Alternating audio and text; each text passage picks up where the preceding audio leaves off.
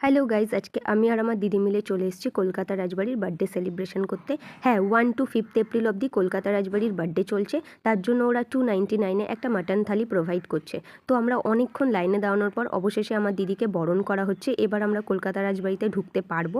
আমরা ডিনারে যেহেতু গেছিলাম, তো চলো আমরা কলকাতা রাজবাড়িতে এন্ট্রি করলাম। রিয়েলি এর জায়গাটা অনেকই ছোট, কিন্তু ভীষণ সুন্দর করে সাজানো, আর অ্যাম্বিয়েন্সটা সত্যি খুবই সুন্দর। আর এখানে যেহেতু দুটোভাবে বসা যায়, একটা চেয়ার টেবিল আর একটা ফ্লোরে। আমরা ফ্লোরে বলেছিলাম, আর ফ্লোরটার নাম ছিল বৈঠকখানা।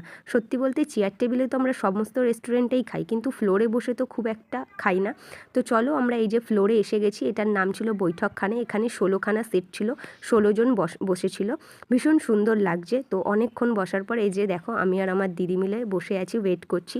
তো সাথে সাথে আমাদের চলে এলো একটা গন্ধরাজ ঘোল। ঘোলটা বেশ ভালোই ছিল, দইয়ের ছিল। তারপর সবাইকে এক এক করে থালি দিতে শুরু করলো। না, ভালোই